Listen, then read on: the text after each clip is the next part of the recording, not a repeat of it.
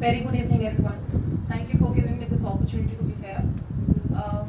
काफ़ी कुछ कहना था, तो लेकिन समय को ध्यान में रखते हुए बहुत ही शॉर्ट में मैं कुछ बातें कहना चाहूँगी. To the context, what we are here for, the Constitution and the humanitarian grounds. The main point is Constitution जो है हमारे हितों की रक्षा करता है, लेकिन जिस प्रकार सरकार हमारे हितों को रौंद रही है, आप देख सकते हैं RTI एक्ट उन्होंने ख़त्म कर दिया है. IT एक्ट में इतने बड़े बदलाव लाकर आप लोगों की आवाज़ को दबाया जा रहा है. मेरे सामने जितने भी मीडिया के साथी बैठे हुए हैं, आप जानते हैं किस प्रकार आप पे कितनी ज़्यादा पाबंदी है. आप क्या दिखाएंगे, क्या नहीं दिखाएंगे. You have to be very careful. तो कुछ ऐसी बातें हैं जो मैं इसमें ऐड करना चाहूँगी. 15 से 18 तारीख तक अभी अप्रैल में संविधान में बदलाव होने वाला है, और वो है महिलाओं के हकों को लेकर, परिसीमन को लेकर, और जो महिलाओं को 33% का जो रिजर्वेशन का टुकड़ा दिखाया गया है उसको लेकर बदलाव होने वाला है. तो आप सभी एक्टिव हो जाइए, खासकर महिलाएं, because we have to fight now on the streets for our rights. Thank you. बहुत बहुत स्वागत है मैम आपका. आज जो यहाँ पर टॉपिक रखा गया, मुद्दा रखा गया, वो अम्बेडकर मेमोरियल लेक्चर के रूप में रखा गया. आपने उसमें महिलाओं के लिए बहुत सारी अच्छी चीज़ें रखी हैं मंच पर. क्या कुछ कहना चाहेंगे?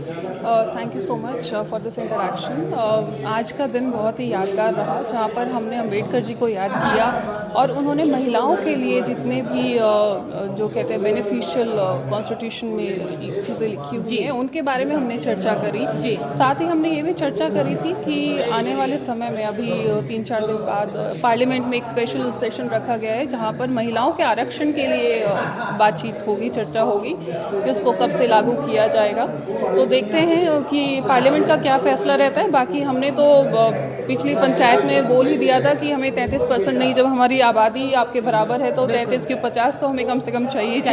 जी बिल्कुल. एक सवाल और है, इस तरीके से सोशल मीडिया प्लेटफॉर्म को टारगेट करके किया जा रहा है कि आप अगर सरकार के विपक्ष में खबरें चलाएंगे, और आपने भी लिखा रखा था, उसको लेकर आप कैसा देखते हो? जी देखिए, जो ऑफ लेट हमने सरकार का रवैया देखा है मीडिया जर्नलिस्ट के लिए, एंड मुकेश मोहन सबसे बड़ा एक इंसिडेंट है जो हाईलाइट भी हो रहा है, वायरल भी हो रहा है, जिन्होंने सिर्फ एक मैगजीन को कोट करते हुए एक न्यूज़ को रीशेयर किया था और उस पर 50 करोड़ का डेफेमेशन केस डाला गया है, जो बिल्कुल असंवैधानिक है और अनकॉन्स्टिट्यूशनल है. इस तरह का कोई भी कार्य सरकार को नहीं करना चाहिए, क्योंकि constitution protects our right of freedom of speech. तो ये क्लियरली उसका वायलेशन है जो खुद सरकार कर रही है. जिनको प्रोटेक्ट करना चाहिए कॉन्स्टिट्यूशन को और ज़्यादा मजबूत बनाना चाहिए, वो खुद उसको वायलेट कर रहे हैं. और पत्रकार खासकर, अभी मैं एक स्टडी भी कर रही थी कि जब से ये सरकार आई है तब से 28 पत्रकारों की जान जा चुकी है या उनकी हत्या हो चुकी है.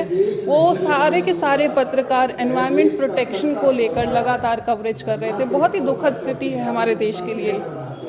जिस तरीके से चौथा स्तर है और काम की सिर्फ ये स्वतंत्र बोलना जी, तभी भी जो मजदूर की आवाज़ है उसको शासन प्रशासन सत्ता तक पहुँचाए, और सत्ता ही फिर उसको निगेटिव देखे या उसको दबाने का प्रयास कराए. तो कैसा देखते हैं आने वाला दौर कैसा होगा? आने वाला समय मुझे ऐसा दिख रहा है कि हर व्यक्ति सड़क पे लड़ाई लड़ेगा. सबको अपना घर छोड़कर, अपना कंफर्ट जोन छोड़कर सड़क पे लड़ना ही पड़ेगा. हर वर्ग प्रताड़ित है, चाहे महिलाओं के साथ तो आप देख ही सकते हैं किस तरह के अत्याचार हो रहे हैं लगातार. जितनी देर हम इस मीटिंग में बैठे थे, मेरे माइंड में सिर्फ एक ही बात चल रही थी कि शाम तक और कितने बलात्कार की न्यूज़ आएंगी, जिसमें छोटी छोटी बच्चियाँ भी शामिल होंगी. 8 महीने की बच्ची से लेकर 3 साल की बच्ची, जो अभी न्यूज़ आ रही हैं, रोंगटे खड़े हो जाते हैं सुनते हुए कि किस प्रकार सरकार कितनी असंवेदनशील है महिलाओं को लेकर, पत्रकारों को लेकर, जो कवरेज करते हैं, जो हमारी आवाज़, आम जनता की आवाज़ सरकार तक या इंटरनेशनल प्लेटफॉर्म्स तक भी पहुंचाते हैं. नेशनल लेवल पर उसका कवरेज करते हैं. जो डिबेट में इन चीज़ों को, बातों को रखते हैं, उनकी कोई भी सेफ्टी सिक्योरिटी, उनका इंश्योरेंस, उनकी फैमिली का. मेरा अगला मुद्दा यही रहेगा कि जितने भी पत्रकार हैं उनको शहीदों का दर्जा दिया जाना चाहिए. अगर वो किसी भी इस तरह से बिल्कुल सस्पिशियस हालत में अगर वो मारे जाते हैं तो उनको शहीदों का दर्जा देना चाहिए. आखिरी सवाल जी. आज दिल्ली के अंदर क्राइम नाबालिग क्राइम हो रहा है या नाबालिग क्राइम हो रहा है, आप कैसा देखते हैं? मैं मैं इसमें इतनी गहरी सांस इसलिए ले रही हूँ, मैं कल यूट्यूब पे कुछ न्यूज़ स्क्रॉल कर रही थी। उस समय मैंने कुछ ऐसा देखा कि यूट्यूब एक ऐसा प्लेटफॉर्म है जो हर बच्चे के रीच में भी है, जहाँ पर वो किड वीडियोस देखते हैं, कार्टून्स देखते हैं। स्क्रॉल करते हुए इतनी गंदी वीडियो मैंने देखी एक महिला की, मतलब आप, मुझे नहीं पता ये सरकार आंख मूंदे बैठी है जानबूझकर, या दरअसल ये इन लोगों को बिल्कुल ज्ञान ही नहीं है कि सरकार को देश कैसे चलाना चाहिए, बच्चों को कैसे प्रोटेक्ट करना चाहिए।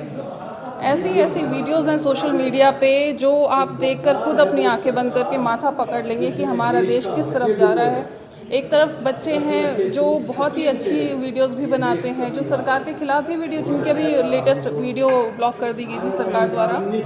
एक तरफ वो बच्चे हैं और एक तरफ ऐसे बच्चे हैं जो सेक्सुअल एक्ट्स कर रहे हैं, सोशल मीडिया पे वीडियो बना के डाल रहे हैं। मैंने 3-4 वीडियोस ऐसी देखी है और मैं बिल्कुल निशब्द हूँ कि हमारे देश का भविष्य, छोटे छोटे बच्चे जुवेनाइल्स रेप कर रहे हैं, मिनिमम एज 12 साल, 13 साल, 11 साल लड़कों की, जो रेप कर रहे हैं अपने साथ में, अपने फैमिली के अंदर उनकी बहन सुरक्षित नहीं। आपने एक न्यूज़ देखी होगी कि 9 साल की बच्ची प्रेग्नेंट है और उसका पिता उसी का भाई है। तो कैसे हो गया, उनको कैसे पता है? हमें तो नहीं पता होता था जब हम छोटे थे, हमें तो स्कूल कॉलेज के बाद ही ये सब चीज़ें पता लगी। हाँ जी। लेकिन एक्सपोजर इतना ज़्यादा बढ़ चुका है बच्चों का, भविष्य बहुत खतरनाक है बच्चों के लिए। बहुत शुक्रिया मैम। Thank you.